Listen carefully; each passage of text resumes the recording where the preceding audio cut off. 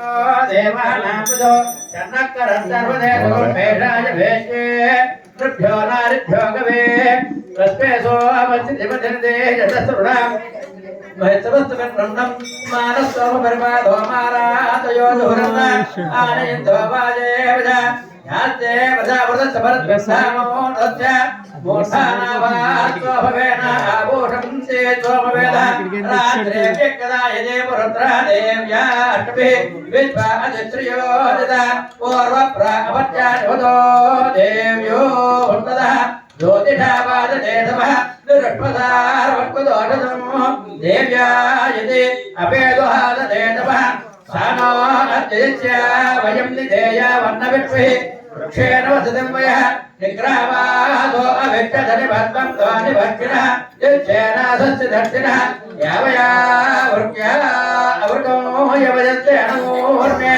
अधानस्तुतरा भव उपहमावेपि शक्तवत् कृष्णं शक्तवत् सिता उषारणे वयादय उपदेगा युवाकरं पुरे प्रजुदत्वः रात्रिस्वा वन्दचित्तुषे स्वस्ति श्वेश्रवणान्द्रयर्वेदप्रियायुर्वेदपारायणमवधारया इषेत्रोज्जेत्वा वायवस्थो वायवस्थदेवस्य विदात् प्रापयत श्रेष्ठकर्माय कर्मणाप्यायध्वमक्रिय भागमोन्यस्वरे प्रियस्वरे प्रजावतेन नवीवायक्ष्मामावस्तेन ईशतमाखजकं द्वारुद्रस्य हेतः परिभावनत्वथवास्मिन् गोपरोस्यात् तत्त्वे विजमानस्य पशुवन् पाहि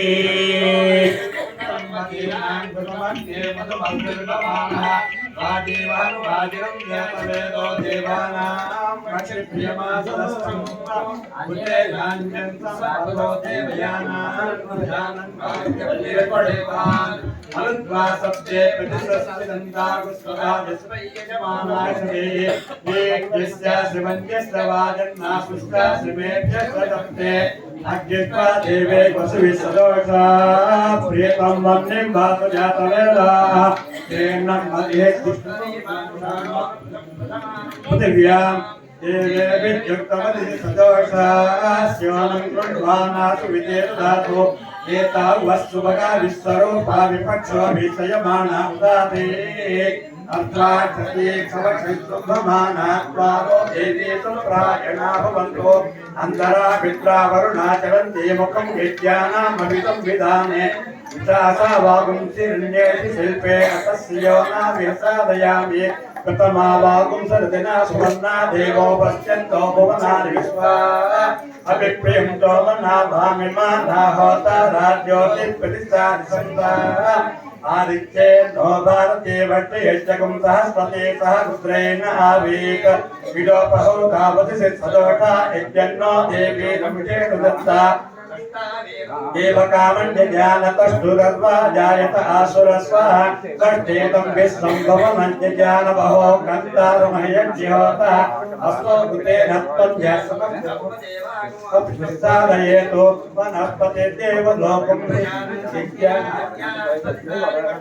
प्रजापतिस्तपसा वावधानस्वच्छो जातो ददिशे इज्जवन्ने स्वाहा कृतेन हविषा पुरोकायाहि साध्याय तन्तु देवा सर्वानान्तं तमेव येवास्यै अच्यै परस्तादधाति तथात्यावृच्यै आवृच्यै क्रोरम् आवृज्यानित्या आवृच्यै क्रोरमिव इव वै वा एतनु एतत्करोति करोति यतु रुद्रस्य कीर्तयति कीर्तयति मित्रस्य पथा पठेति आह शांति शांति वाचा वाचा वै वा एषः एषति विक्रीणीते क्रीणीते यः यस्सोमक्रीण्यै सोमक्रीण्या स्वस्ति सोमक्रीण्या इति सोमक्रीण्यै स्वस्ति सोमसखा पुनः सोमसखेति सोमसखा पुनरेति वाक् वै वाचं वदति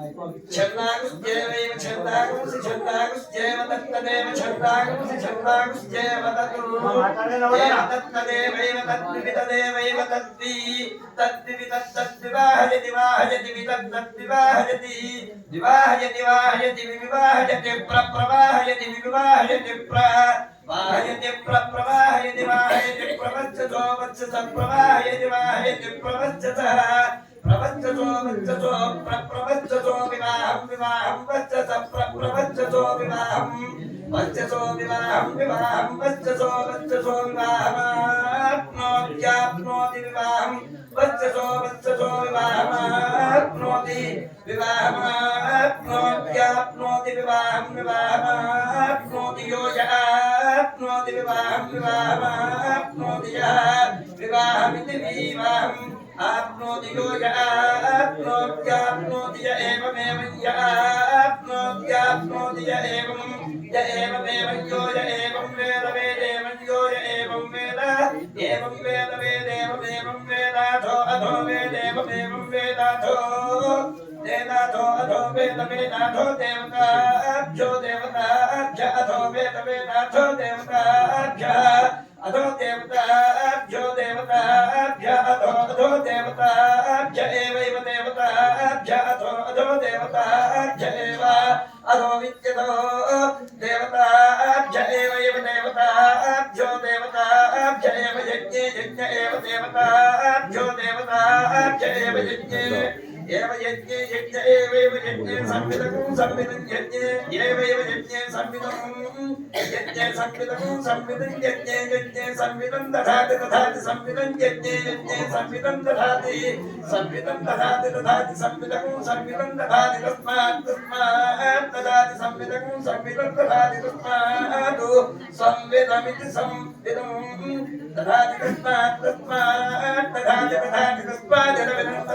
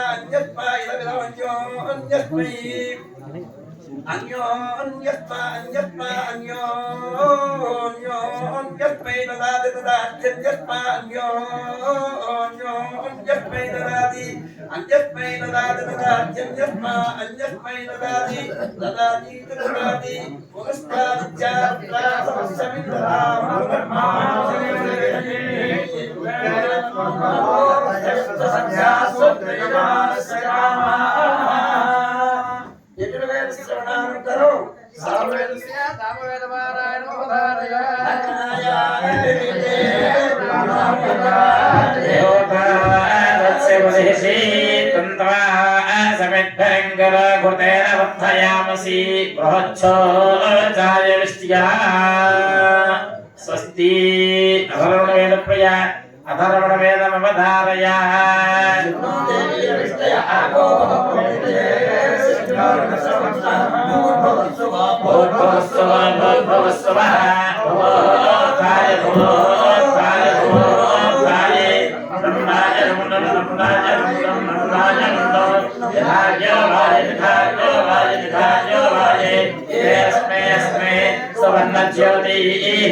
ओम नमः शिवाय स्वस्ति उपनिषद्वाक्य प्रिया उपनिषद्वाक्यमवधारय आनन्दाद्यकल्यमानि भूतारचार्यन्ते आनन्देन जातानि जीवन्ते आनन्दमयन्त्यभिदम्यहन्ते सैषा भाग्यमेवारुणे विद्या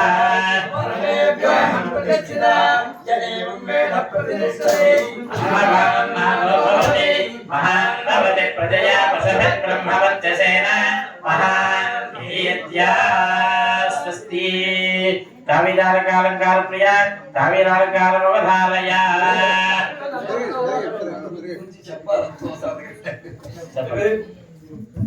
या सृष्टि सृष्टु राज्या महति विधिवतन्या हरिया चहोत्री एते कालं विधत्तस्तुतिजगणाया चिताव्यापजतिस्वं यमाहुः सर्वभूतप्रकृतिया प्राणिमत्प्राणवन्तः प्रत्यक्षा विप्रमन्नस्तनुविरमतस्ताविष्टाभिरीशः విద్యాకైరవగోపదే శిరస్సీమంతముక్తావళి దానం పద్మపత్రలోకజననీ వందే కిరణం దేవతాం యత్పాదం సరస్వత ప్రక్రియ వీరజాతోభవంతి కవితానాదినీ గణీయవాతమః వాతకృష్టితయా భూస్తనభరేణాదీతయా నృణాం శుభోరస్వాచరత్రైపదం జ్ఞాచాతనారాధనే రీత్యా సరసీ వర్షపురకస్యముద్యముద్యముపయా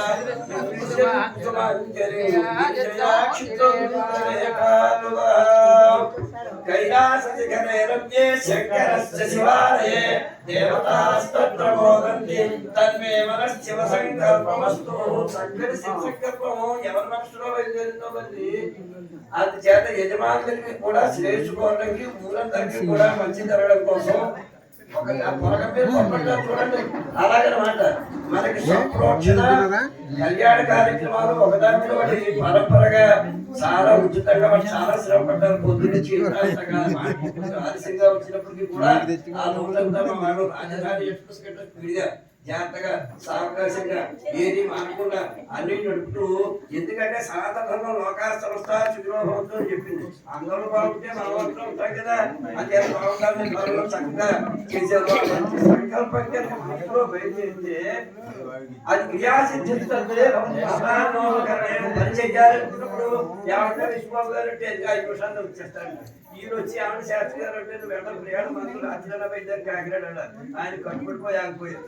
వాడు అక్కడ ఆయన ఎక్కడ నిడదవోళ్ళ దగ్గరికి వచ్చాట. ఏమంటే ఆయన పూర్తిగా మంగళ శ్లోకాలు సమస్తం ఏం చెప్పాలంటే ఎన్ని ఉన్నాయో అన్ని చెప్పేశారు. ఆయన ఇచ్చేటట్టు నేర్పున్నాను. నేను చాలా దేవతాహ్వానం ఎక్కువ చేశారు, అందుకోసం ఆయన కోపం వచ్చింది అనుకున్నా.